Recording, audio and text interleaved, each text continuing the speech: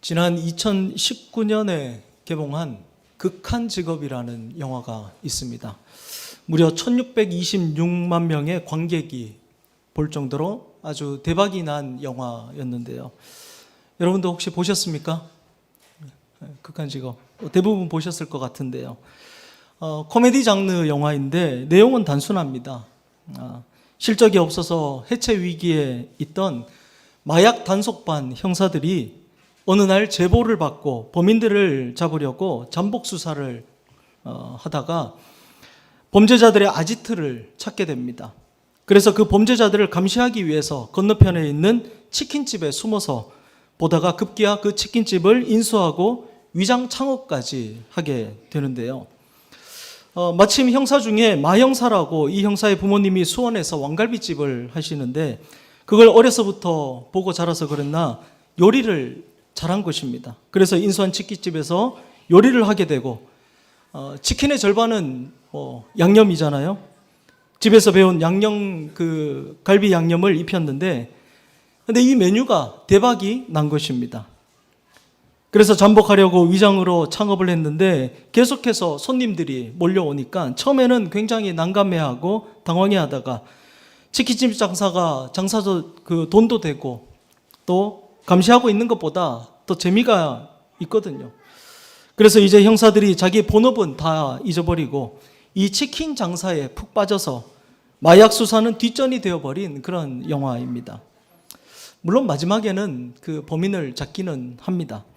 저도 참 재밌게 본 영화 중에 하나인데 이 영화가 참 많은 유행어들을 만들어냈습니다. 그 중에 최고의 유행어가 여러분 많이 들어보셨을 겁니다. 지금까지 이런 맛은 없었다. 이것은 갈비인가 통닭인가? 수원 왕갈비 통닭. 굉장히 유행했던 말이죠. 제가 이때 그 수원에 있었는데 수원에 그 왕갈비 통닭집이 이때 굉장히 많이 창업이 되었었습니다. 그런가 하면 범인을 잡을 것인가, 닭을 잡을 것인가, 이런 유행어도 있었고요. 또 형사들이 닭을 열심히 파는 동안 마약 조직의 최고 우두머리가 나타나게 되었는데 그래서 밖에서 그나마 본업에 충실하던 김 형사가 그 우두머리를 쫓다가 놓치고 돌아와서는 하루 종일 닭만 열심히 팔다 지쳐있는 동료들을 향해 한 말이 있습니다. 바로 이 대사입니다. 왜 이렇게 최선을 다하는데 우리 본업은 형사인데 형사가 범인 잡는 본업에 충실하지 않고 왜 본업도 아닌 그 장사를, 치킨집 장사를 왜 그렇게 열심히 하냐는 말인 것입니다. 맞는 말이죠. 형사가 범인 잡는 그 본업에 충실해야 되는데 왜 치킨 파는 그 장사에 그렇게 열을 내느냐, 열심을 내느냐라는 말인 것입니다. 근데 여러분, 오늘 우리 주변에도 보면요. 자신의 본업보다 다른 일에 더 열심을 내는 사람들이 참 많이 있습니다. 혹시 N잡러라고 들어보셨습니까? N잡러. 두 개 이상의 복수를 뜻하는 N과 그리고 직업을 뜻하는 잡 그리고 사람이라는 뜻의 러가 합쳐진 신조어입니다. N잡러. 쉽게 말씀드리면 본업 외에 개인의 자아 실현을 위해서 여러 개의 직업을 가지고 살아가는 사람들을 일컫는 말입니다.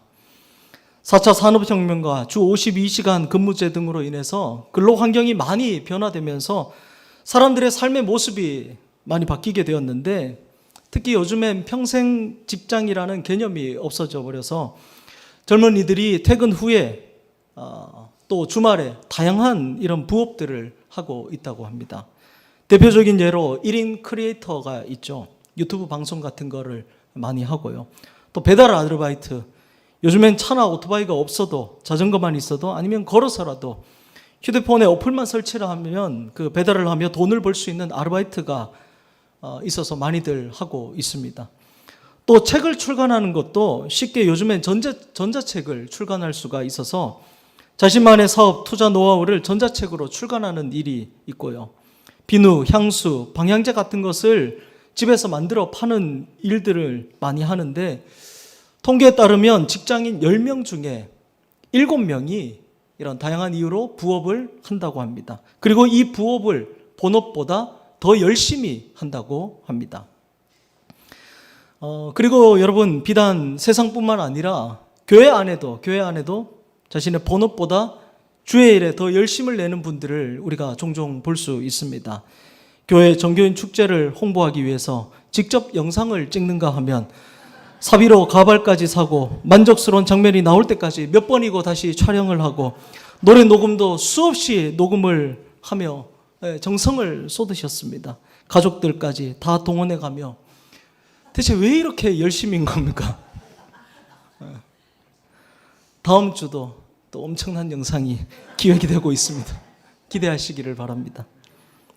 그런가 하면 언젠가 또 읽은 책 중에 나는 즐겁고 행복한 전도자라는 박치영 집사님이 쓴 책을 본 적이 있습니다. 이분은 원래 잘 나가는 사업가였는데요.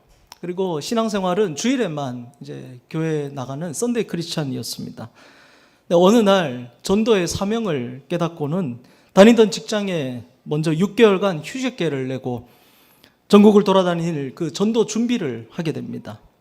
전도 탑차 하나를 사서 옆에 성경 말씀을 붙이고 그림을 그리고 하며 전도를 위한 차량으로 개조를 하고 전도 물품, 전도지, 선물 등을 준비해서 출발을 하게 되는데 인천을 출발해서 강화대교, 전라도, 부산, 경상도, 충청도, 강원도, 제주도까지 전국을 4개월 동안 다니며 열심히 복음 증거를 한 것입니다. 그렇게 전도를 위해서 사용한 비용이 무려 7천만 원이나 된다고 합니다. 엄청난 시간과 노동 그리고 비용을 들여서 전도의 사명을 감당한 것인데요. 더 놀라운 것은 그 4개월간의 전도 여행을 다 하고 돌아와서 다시 2차, 3차 전도 여행을 준비하고 있다고 하며 책의 마지막에는 이런 고백까지 하고 있습니다. 제 일생의 마지막 소원은 실크로드를 따라 세계를 전도하는 것입니다. 전도는 제가 사는 이유입니다. 기업을 운영하고 돈을 버는 이유가 전도입니다. 하나님의 전도는 지금도 계속되고 있습니다. 여러분 놀랍지 않습니까? 대체 왜 자신의 본업도 아닌 일을 이토록 열심히 하는 것일까요? 이제 본문의 말씀을 함께 보도록 하겠습니다. 오늘 본문의 데살로니가 전서를 기록한 사도 바울. 여러분 이 바울도요 자신의 본업보다 다른 일에 더 열심을 냈던 사람입니다. 여러분 바울의 본업이 무엇인지 아십니까? 바울은 원래 당시 최고의 엘리트였습니다. 유대인이었지만 어려서부터 로마의 그 교육을 받고 자랐고요. 13살이 되던 해에는 가말리엘이라는 당시 최고의 학파에 들어가 공부를 했습니다. 그리고 그 후 당시 유대인 최고의 의결기관인 산헤드린 공의회 회원이 된 사람입니다. 오늘날로 말하면 국가 최고 지도층에 있던 사람이라는 것입니다. 그런데 그런 바울이 다메섹 도상에서 예수님을 만나고 난 이후에 그의 인생이 완전히 바뀌었습니다. 자신의 본업을 버리고 오로지 예수 그리스도의 복음을 전하기 위해 전도 여행을 떠나게 되는데 1차, 2차, 3차, 4차에 걸쳐 무려 14년 동안 아시아로부터 유럽까지 거리로 14,725km를 선교하며 에베소 교회, 빌립보 교회, 고린도 교회, 데살로니가 교회, 갈라디아 교회 등 많은 교회들을 세워 나갔습니다. 인생의 마지막까지 그렇게 복음을 전하다 바울은 로마에서 순교를 하게 되는데요. 바울은 복음을 전하는 과정 가운데에도 참 많은 어려움을 겪었습니다. 오늘 본문 2절에도 나오듯이 2절 말씀 우리 함께 한번 읽어볼까요? 시작. 너희가 아는 바와 같이 우리가 먼저 빌립보에서 고난과 능력을 당하였으나 우리 하나님을 힘입어 많은 싸움 중에 하나님의 복음을 너희에게 전하였노라. 아멘. 바울이 빌립보에서 복음을 전할 때 고난과 능력을 당했다라고 기록하고 있는데 이 내용이 아시는 대로 사도행전 16장에 나오는 내용입니다. 빌립보에서 바울과 실라가 복음을 전하다가 귀신 들린 여종을 하나 만나게 되는데 바울이 그 여종을 불쌍하게 여겨서 귀신을 쫓아내 줍니다. 그러자 이 귀신 들린 여종을 이용해서 그 돈벌이를 하던 주인이 더 이상 돈을 못 벌게 되니까 바울과 실라를 고발해서 관원들이 옷을 찢고 매로 치고 또 쇠사슬로 묶어서 감옥에까지 가둬버리게 되는데요. 하지만 바울과 실라는 이에 굴하지 않고 옥에 갇혀서도 하나님께 기도하고 찬양을 하게 됩니다. 그러자 큰 지진이 나고 옥토가 움직이면서 옥문이 열려 쇠사슬에서 풀려 감옥에서 나오게 됩니다. 그리고 그렇게 나와서 데살로니가로 건너오게 되고 복음을 전하게 되었는데요. 바울은 지금 그 얘기를 하면서 많은 싸움 중에 하나님의 복음을 전했다라고 고백하고 있는 것입니다. 복음이 평탄하게 순탄하게 전해지지 않았다라는 말입니다. 여러분, 바울 때도 그렇고 지금도 그렇고 복음은 많은 싸움 중에, 갈등 중에 전해지고 있습니다. 그래서 오늘 우리가 세상에서 복음을 전할 때 일어나는 갈등, 충돌, 이런 일들을 이상하게 여길 이유가 없는 것입니다. 복음은 예나 지금이나 이렇게 전해지고 있습니다. 그래서 오늘 우리에게 어려움이 있는 것 또한 당연한 것입니다. 만약 지금 여러분의 삶에 어려움이 없다면, 평안하게 살고 있다면 그건 혹 복음의 사명을 여러분 감당하고 있지 않아서인 것입니다. 오늘 우리 교회에 아무런 어려움이 없다면 우리 교회가 복음의 사명을 감당하고 있지 않기 때문인 것입니다. 우리가 복음을 전하면 반드시 어려움도 겪게 됩니다. 로마서 8장 17절은 말씀합니다. 자녀이면 또한 상속자, 곧 하나님의 상속자요 그리스도와 함께한 상속자니 우리가 그와 함께 영광을 받기 위하여 고난도 함께 받아야 할 것이니라. 아멘. 영광 받으시기를 원하십니까? 영광의 자리에 들어가기를 원하십니까? 그러면 반드시 고난도 겪어야 한다고 바울은 말하고 있습니다. 하지만 여러분, 그렇다고 너무 걱정하지 마시기 바랍니다. 지금 우리의 고난은 장차 올 영광에 비하면 아무것도 아닙니다. 아주 순간적인 그런 고난입니다. 로마서 8장 18절은 말씀합니다. 생각하건대 현재의 고난은 장차 우리에게 나타날 영광과 비교할 수 없도다. 아멘. 영광이라는 시간 속에서 우리가 겪는 고난은 아주 짧은 시간입니다. 그리고 하나님께서 복음을 전하는 우리와 함께 하십니다. 그래서 바울도 하나님을 힘입어 복음을 전했다라고 말하고 있지 않습니까? 6.25 전쟁이 막 끝나고 나병 환자들을 수용하는 수용소에 미국의 로타리 클럽 회원들이 방문한 적이 있었습니다. 이곳저곳을 돌아보다가 미국에서 파견된 한 간호사가 환자에게 나오는 진물과 고름을 닦아내는데 고름을 짜면 얼굴에 튀기도 하고 손에 묻는데 묵묵히 그것을 하고 있더랍니다. 그러자 한 사업가가 그 장면에 감격하여 사진을 찍으면서 세상에 이럴 수가, 이건 정말 100만 불짜리 사진이야. 누가 내게 100만 불을 줘도 나는 이런 일은 못할 거야 라고 말했답니다. 그랬더니 그 간호사가 그를 쳐다보고는 나도 못합니다 라고 했고, 그러자 사업가가 아니 지금 이렇게 하고 있지 않소? 라고 하니까 간호사가 하는 말이 그리스도의 사랑이 강권하시기 때문에 이 일을 하고 있는 것입니다. 이렇게 말했다고 합니다. 내 힘으로는 도저히 못하는 일이지만 하나님의 사랑이 나를 강권하면 할 수 있습니다. 할렐루야. 하나님을 힘입어 복음의 사명을 충실히 감당하는 저와 여러분 되기를 간절히 축복합니다. 그리고 계속해서 3절 말씀 보겠습니다. 3절 말씀 우리 함께 봅니다. 함께 읽겠습니다. 시작. 우리의 권면은 간사함이나 부정에서 난 것이 아니요 속임수로 하는 것도 아니라. 아멘. 지금 이 말씀은 바울이 복음을 전하다 받은 그 많은 오해들에 대해서 이야기하고 있는 것입니다. 바울은 자신이 복음을 전할 때 간사함, 부정, 속임수로 하지 않았다라고 말씀하고 있습니다. 간사함, 지적인 오류를 뜻하는 말로 거짓말이라는 뜻입니다. 거짓말. 바울을 싫어하는 자들이 바울이 전하는 복음의 내용을 거짓말이라고 공격했던 것입니다. 또 부정, 도덕적인 불결을 뜻하는 단어인데요. 이 문맥에서는 마음의 불결, 곧 마음의 동기가 깨끗하지 못했다라는 뜻으로 볼 수 있는데, 바울이 설교할 때 깨끗하지 못한 부도덕한 동기를 가지고 말씀을 전했다라는 것입니다. 또 속임수라는 말은 미끼를 던지는 행위를 뜻하는 말입니다. 바울이 그럴듯한 미끼를 던지면서 데살로니가 성도들의 마음을 잡으려고 했다라는 것입니다. 이런 많은 오해를 바울은 받았습니다. 계속해서 5절에도 보면요, 5절 말씀 우리 함께 읽겠습니다. 시작. 너희도 알거니와 우리가 아무 때에도 아첨하는 말이나 탐심의 탈을 쓰지 아니한 것을 하나님이 증언하시느니라. 아멘.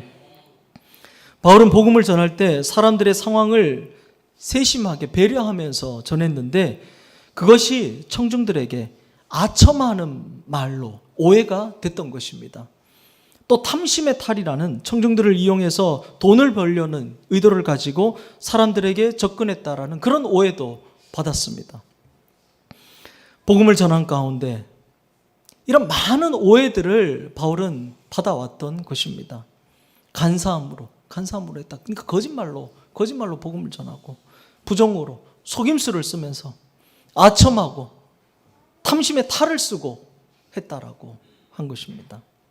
좋은 직업까지 버리면서 힘들게 고생하며 복음의 사명을 감당하고 있는데 이런 많은 오해들을 받은 것입니다. 얼마나 억울할까요?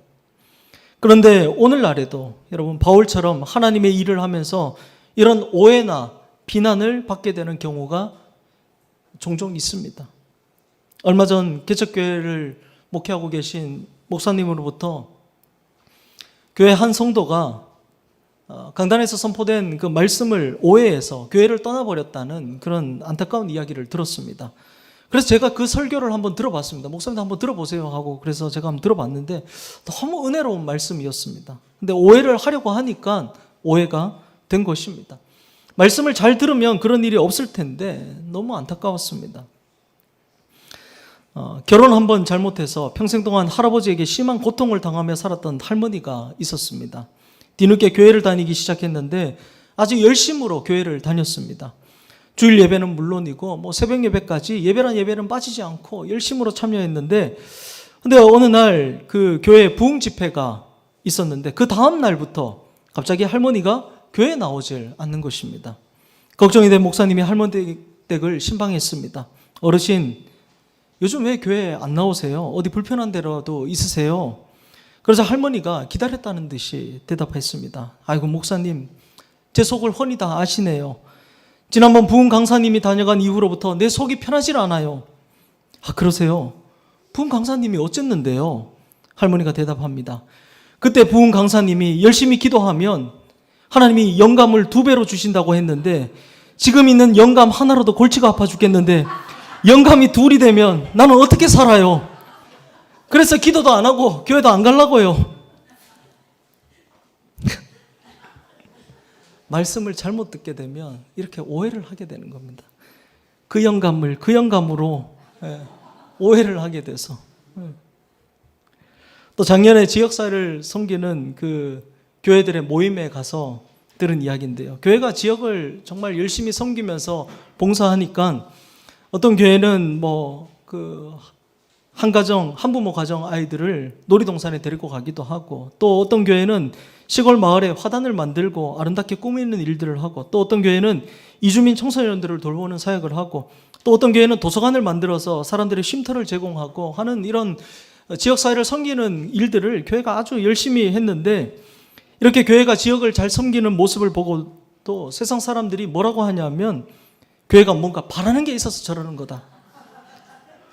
교회가 저렇게 일하면 또 어디서 득을 보는 게 있기 때문에 그러는 거다라는 오해를 받았다는 안타까운 이야기를 들었습니다. 또 교회 안에도 어떻습니까? 여러분, 나는 오직 하나님만 바라보며 열심히 일했는데 오해받는 경우가 참 많이 있지 않습니까? 잠언 29장 27절 말씀입니다. 불의한 자는 의인에게 미움을 받고 바르게 행하는 자는 악인에게 미움을 받느니라. 여러분, 다윗도 사울에게서 많은 오해를 받았습니다. 예수님도 많은 사람들로부터 오해를 받았습니다. 이런 오해에 넘어지지 말고 주님만 바라보며 나아가시길 바랍니다. 계속해서 7절 말씀 우리 함께 해보겠습니다. 함께 읽겠습니다. 시작.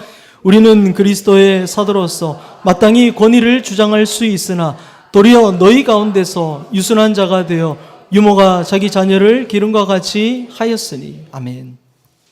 바울은 데살로니가 성도를 향해서 자신이 복음을 전하며 마땅히 주장할 수 있는 권위를 사용하지 않았다라고 말합니다. 당시 사도에게 있어서 마땅한 권위가 무엇입니까? 사도의 권리에 대해서 고린도전서 9장에 보면 길게 적혀 있는데요. 그중 4절부터 6절까지 말씀만 보면 우리가 먹고 마실 권리가 없겠느냐? 우리가 다른 사도들과 주의 형제들과 게바와 같이 믿음에 자매된 아내를 데리고 다닐 권리가 없겠느냐? 어찌 나와 바나바만 일하지 아니할 권리가 없겠느냐? 먹고 마실 권리, 아내를 데리고 다닐 권리, 일하지 아니할 권리가 있다라는 것입니다. 즉 사도에게 부여된 경제적으로 부양받은 정당한 권리가 있지만 바울은 그 권리를 사용하지 않았다라는 것입니다.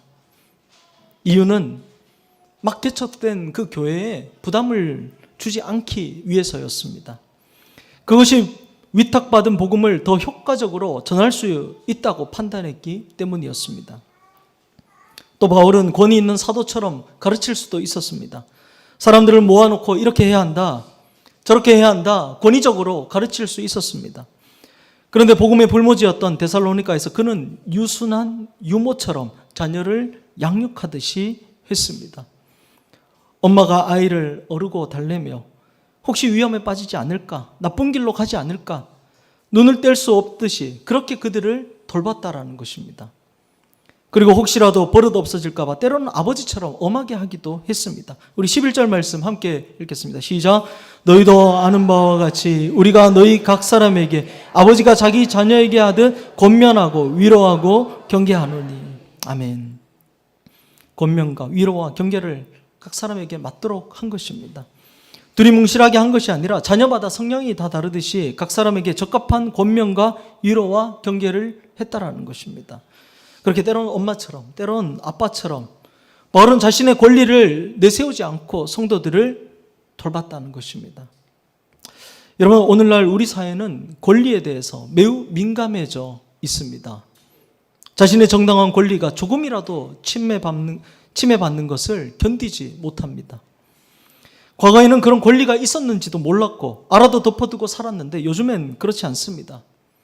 그래서 똑똑해지기는 했는데 남을 배려하고 더 나은 것을 위해 포기할 줄 모를 만큼 무모해졌습니다. 나의 행복을 위해 다른 사람의 행복을 짓밟는 것을 아무렇지 않게 행합니다. 나의 즐거움을 위해 다른 사람의 즐거움을 무시하는 일을 당연시하고 있습니다. 내가 더 누리기 위해 누군가 손해보게 만드는 일을, 내 가족, 내 자식을 위해 남을 배려하지 않는 모습이 얼마나 많은지 모릅니다.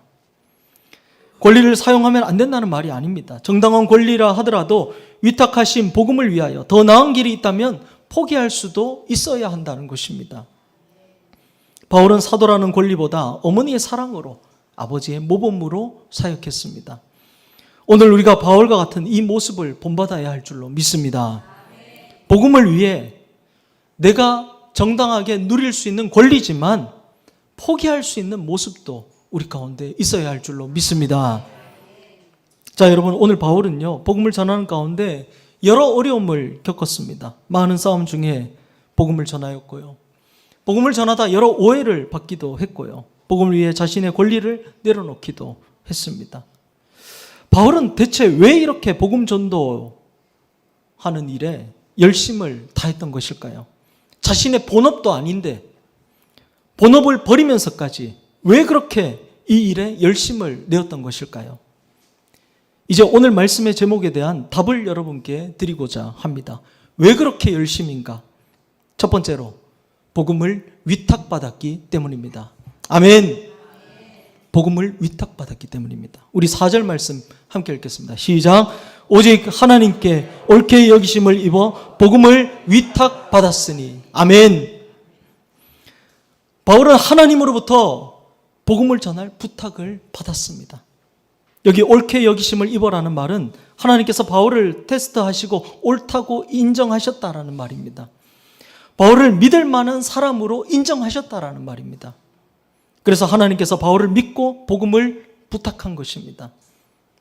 왜 바울이 복음 전도에 그렇게 열심을 내었습니까? 하나님께서 바울을 믿고 부탁하셨기 때문입니다. 할렐루야. 그리고 이 부탁은 예수 그리스도를 믿는 오늘 우리 모두에게 하나님께서 부탁하셨습니다. 마가복음 16장 15절 말씀입니다. 너희는 온 천하에 다니며 만민에게 복음을 전파하라. 아멘. 여러분, 누군가 여러분을 믿고 무엇인가를 부탁했다면 그것은 여러분을 신뢰한다는 의미겠죠. 직장에서 여러분에게 중요한 업무를 맡겼다는 것은 여러분을 신뢰하기 때문입니다. 믿기 때문에 맡긴 것입니다. 여러분이 혹 어디 여행을 가면서 집 열쇠를 옆집에 맡기며 한 번씩 좀 들받아 봐달라고 이야기하는 것, 부탁하는 것, 믿기 때문에 그렇게 할 수 있는 것 아닙니까? 그 사람을 신뢰한다는 것입니다. 그럼 어떻게 해야 될까요? 그 신뢰를 깨트리지 말아야 할 것입니다. 하나님께서 신뢰하셔서 복음 전을 부탁을 하셨다면 잘 행함으로 주님을 실망시켜드리지 말아야 합니다.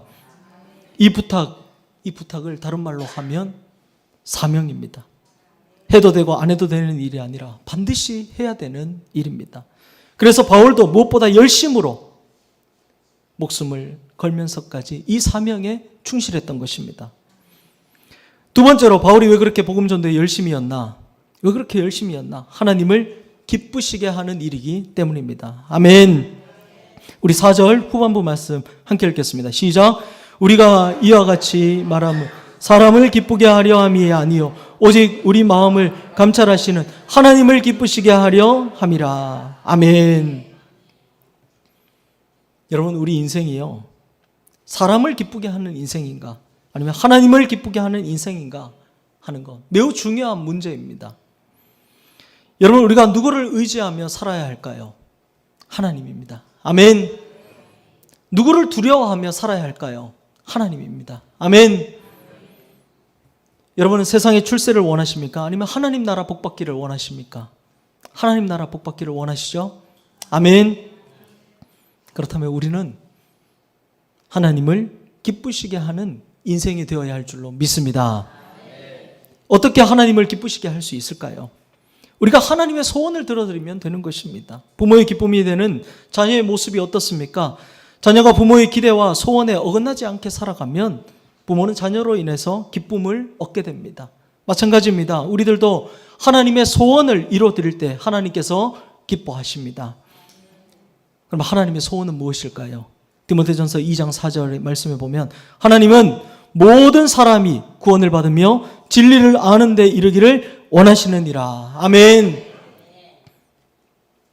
누가복음 15장 말씀에 나오는 비유처럼 목자가 한 마리 잃은 양을 찾아다니고 어떤 여자가 잃어버린 드라크마를 찾기 위해 온 집을 뒤지고 집 나간 아들이 돌아왔을 때 버선발로 나가 맞이하며 잔치를 벌인 아버지처럼 하나님께서는 한 영혼이 회개하고 주님께로 돌아오는 것을 너무나도 기뻐하심을 믿으시기 바랍니다.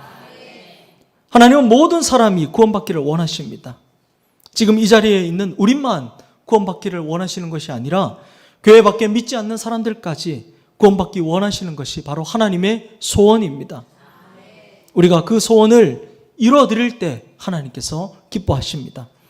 바울은 그 하나님의 소원을 위해서 그토록 열심으로 복음전도의 사명을 감당한 것입니다.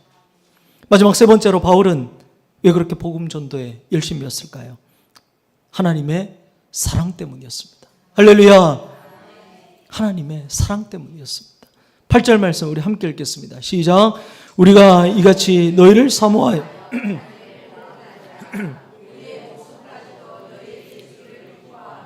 너희가 우리의 사랑하는 자 됨이라. 아멘. 바울은 우리가 너희에게 복음을 증거했고 이제 복음만이 아니라 목숨까지도 너희에게 주기를 기뻐하는데 그것은 너희를 향한 우리의 사랑 때문이다라고 말합니다. 바울은 그들을 사랑하기 때문에 복음도 나눠주고 생명까지도 줄 수 있다라고 말하고 있는 것입니다. 그러면 바울이 베푸는 이 사랑이 어디서 온 것일까요? 이 사랑의 출발점은 바로 하나님으로부터입니다. 할렐루야. 이 사랑은 하나님으로부터 온 사랑입니다. 바울이 데살로니가에 가서 복음을 전할 때 그 사람들을 언제 본 적이나 있습니까? 한 번 본 적도 없는 사람을 사랑하는 마음으로 복음을 전했습니다. 그것은 그의 마음속에 먼저 하나님의 사랑이 부어졌기 때문인 것입니다.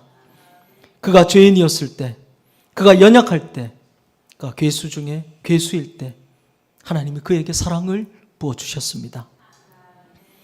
그의 죄를 용서하시고 그를 구원하시고 자녀 삼으시고 사도 삼아 주셨습니다. 바울은 그 사랑이 놀라워서 그 사랑이 넘쳐 흘러서 그 사랑을 이제 이웃에게 증거하는 것입니다. 여러분, 우리가 주의 일을 그렇게 열심을 내는 이유도, 밤낮 주의 성전에 나와 예배드리는 이유도 바로 여기에 있지 않습니까? 로마서 5장 8절에서 바울은 말합니다. 우리가 아직 죄인 되었을 때 그리스도께서 우리를 위하여 죽으심으로 하나님께서 우리에게 대한 자기의 사랑을 확정하셨느니라. 아멘. 하나님의 사랑이 바울에게 먼저 부어진 것입니다. 그 사랑으로 바울은 복음을 전하고 이웃을 사랑한 것입니다. 그 사랑으로 바울은 그토록 열심으로 사명을 감당했던 것입니다. 여러분, 오늘 여러분의 마음속에 하나님의 사랑이 있으십니까? 내 잔이 넘칠 정도로 하나님의 사랑이 있으십니까? 그렇다면 그 사랑을 이웃에게 나누며 살아가시기를 바랍니다. 이것이 오늘 우리가 복음을 전할 이유입니다. 이제 말씀을 정리하겠습니다. 사랑하는 성도 여러분, 오늘 우리는 사도 바울이 왜 그렇게 열심으로 복음 전도의 사명에 목숨을 걸었는지를 보았습니다. 그는 복음을 전하다 수없이 맞고 감옥에 갇히고 오해를 받고 자신의 권리까지도 포기했습니다. 그런데 그는 단 한 번도 후회하거나 그만둔다고 말한 적이 없습니다. 왜입니까? 그에게 복음은 일이 아니라 사명이었기 때문입니다. 하나님께서 자신을 믿고 맡기신 사명이었고, 하나님을 가장 기쁘게 하시는 사명이었고, 무엇보다 자신을 먼저 사랑해 주신 하나님에 대한 감사의 표현이었기 때문입니다. 그래서 바울은 마지막까지 이렇게 고백합니다. 사도행전 20장 24절입니다. 내가 달려갈 길과 주 예수께 받은 사명, 곧 하나님의 은혜 복음을 증거하는 일을 마치려 하면은 나의 생명조차 조금 더 귀한 것으로 여기지 아니하노라. 아멘. 사랑하는 성도 여러분,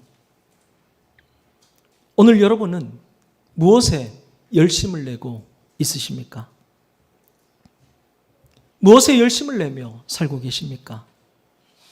세상의 성공도 중요합니다. 가정도 중요합니다. 직장도 중요합니다. 하지만 여러분, 오늘 우리에게는 주님께서 맡겨주신 사명이 있습니다. 할렐루야. 그 사명 감당하며 살아가는 저와 여러분 되기를 바랍니다. 여러분, 하나님께서는 우리의 모든 수고를 헛되게 하지 않으실 것입니다. 오늘 본문 1절의 말씀처럼 형제들아, 우리가 너희 가운데 들어간 것이 헛되지 않은 줄을 너희가 친히 아나니. 바울의 수고가 헛되지 않았던 것처럼 우리의 사명도 사역도 결코 헛되지 않을 줄로 믿습니다. 여러분, 한 영혼을 향한 그 주님의 마음을 우리가 함께 품고 이 땅에서 주님의 사명을 감당하며 살아가는 저와 여러분 되기를 간절히 축복합니다. 이번 한 주간도 우리에게 맡겨주신 그 복음을 우리가 기억하며 사람을 기쁘게 하기보다 하나님을 기쁘시게 하고 받은 사랑을 이웃에게 흘려보내며 복음을 위해 기꺼이 열심을 내는 저와 여러분 되기를 주님의 이름으로 간절히 축원합니다. 우리 시간 함께 찬송하고 기도하며 나가도록 하겠습니다. 찬송가 323장입니다.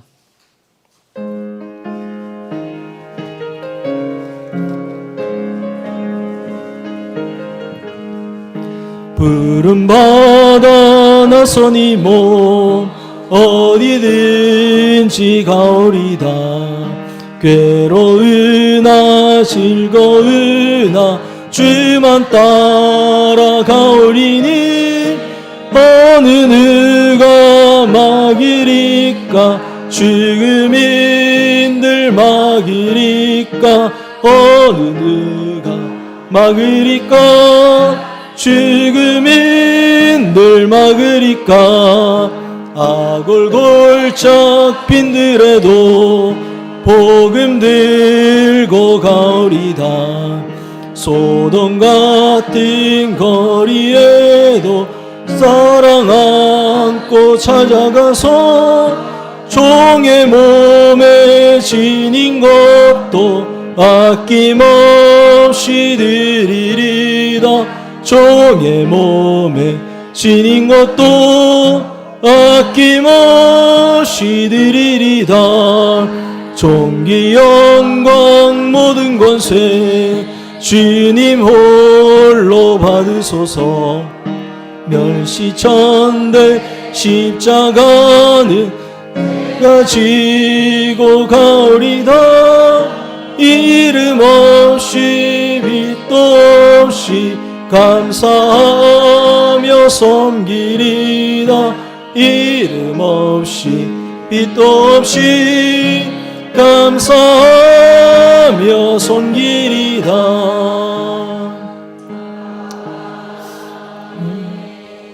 여러분, 이 시간 잠깐 기도하기를 원합니다. 오늘 말씀을 기억하면서 우리 함께 이 시간 한 목소리로 기도하기를 원하는데요. 바울은 오늘 자신의 본업도 아닌 주의 일에 너무나도 열심을 보이며 살아왔던 그 모습을 바라보게 됩니다. 복음을 전하다 매를 맞기도 하고 감옥에 갇히기도 하고 또 오해를 받기도 하고 자신의 권리까지 포기해가면서 복음 전하는 그 사명을 감당했습니다. 왜입니까? 하나님께서 그를 믿고 맡겨주신 사명이기 때문에 그렇습니다. 그것이 하나님을 기쁘시게 하는 일이기 때문에 그렇습니다. 하나님의 사랑에 대한 감사의 표현이었기 때문에 그렇게 한 것입니다. 오늘 우리에게도 주님께서 맡겨주신 사명이 있습니다. 오늘 우리에게도 동일한 복음의 사명을 주님께서 맡겨주셨습니다. 오늘 우리도 하나님을 기쁘시게 하는 삶을 살기를 원합니다. 오늘 우리에게도 주님의 사랑이 부어졌습니다. 오늘 우리도 그래서 바울과 같은 삶을 살아가기를 우리 기도하며 나아가겠습니다.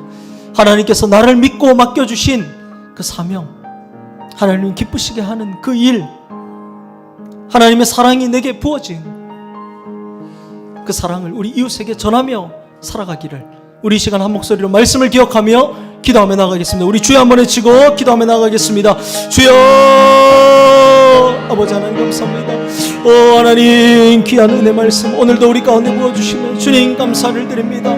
오 아버지 하나님, 오늘 바울이 아버지 하나님 여러가지 많은 수고와 또 아버지 하나님 오해와 또 아버지 하나님 자신의 권리까지 포기해가면서까지 주님 주의 일에 아버지 하나님 복음 전하는 일에 열심으로 나왔던 그 모습을 주님 바라보았습니다.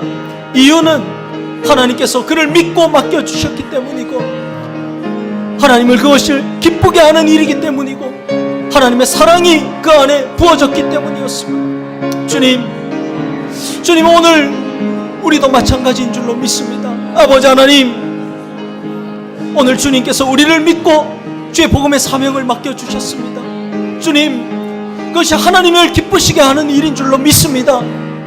주의 사랑이 내게 정말 넘치도록 부어졌기에 주의 아버지 하나님 그 사랑 가지고 우리가 나아가길 원합니다. 아버지 하나님, 오늘 이 복음의 사명을 우리가 다시 깨닫고 다시 우리 마음 가운데 붙들고 복음 전도의 사명 가운데 나아가는 우리 모두가 되게 하여 주시옵소서. 아버지 하나님, 오늘 바울의 모습을 바라보며 우리 가운데 우리 모두 가운데 아버지 하나님 깊은 깨달음이 있기를 원합니다. 아버지 하나님, 이것이 해도 되고 안 해도 되는 일이 아니라 반드시 우리 가운데 맡겨진 사명임을 우리가 기억하며 복음 전도를 위하여 우리가 열심으로 나아가는 주의 몸된 교회 되게 하여 주시옵소서. 아버지 하나님, 기억하며 나아갑니다. 오늘 우리 교회를 주님께서 이렇게 붙드시고 아버지 하나님 나아갈 때 아버지 하나님, 우리 교회가 주님의 뜻에 순종함으로 결단하며 나아가는 교회 될 수 있도록 주여 아버지 하나님 우리를 인도하여 주시옵소서. 오 아버지 하나님 감사합니다. 오 아버지 하나님 감사합니다. 귀한 은혜 말씀 가운데 우리를 충만케 하심에 감사를 드립니다. 주여 아버지 하나님 나아가기를 원합니다. 오 하나님, 우리 가운데 역사하여 주셔서 우리의 믿음을 더욱더 굳건케 하여 주시옵소서. 아버지 하나님, 굳건한 믿음 가운데 아버지 하나님 이번 한 주간 복음의 사명을 감당하며 나아가는 우리 모두가 될 수 있도록 주여 하나님 우리를 인도하여 주시옵소서. 아버지 감사합니다. 주님 감사합니다. 오늘 바울이 자신의 본업도 아닌 복음 전도의 그 일에 너무나도 열심으로 나아갔던 그 모습을 주님 바라보았습니다. 그 일을 하다가 매를 맞기도 하고 감옥에 갇히기도 하고 또 오해를 받기도 하고 자신의 권리까지 내려놓으며 그 사명을 감당했던 모습을 주님 바라봅니다. 왜 그렇게 열심히 한다? 하나님께서 바울을 믿고 그 일을 맡겨주셨기 때문이었습니다. 그 일이, 복음 전도의 사명이 하나님을 기쁘시게 하는 일이었기 때문입니다. 하나님의 사랑이 먼저 그 안에 부어졌기 때문이었습니다. 아버지 하나님, 오늘 우리도 마찬가지인 줄로 믿습니다. 오늘 우리도 하나님께서 우리에게도 복음 전도의 사명을 믿고 맡겨주신 줄로 믿습니다. 우리 또한 하나님을 기쁘시게 하는 삶을 살아야 할 줄로 믿습니다. 하나님의 사랑이 우리 안에 넘치도록 부어졌음을 주님 믿습니다. 주님, 그렇게 우리도 바울과 같은 모습으로 주의 사명을 잘 감당하며 살아가게 하여 주옵소서. 오늘 바울의 믿음을 본받으며 오늘 우리 모두가 함께 결단하며 하나님께서 너무나도 기뻐하시는 그 복음 전도의 사명을 감당하는 우리 교회 되게 하여 주시옵소서. 지금 우리의 수고가, 우리의 노력이 결코 헛되지 않은 줄로 믿습니다. 하나님께서 우리와 함께 하시고 우리를 인도하심을 믿고 온전히 그 사명 잘 감당하며 나아가는 교회 되게 하여 주시옵소서. 이제는 우리 주 예수 그리스도의 은혜와 우리 하나님 아버지의 크신 사랑하심과 성령님의 교통하심이 오늘 말씀을 기억하고 결단하고 나아가는 우리 모든 권속들 가운데 영원토록 함께 하시기를 간절히 축원하옵나이다. 아멘.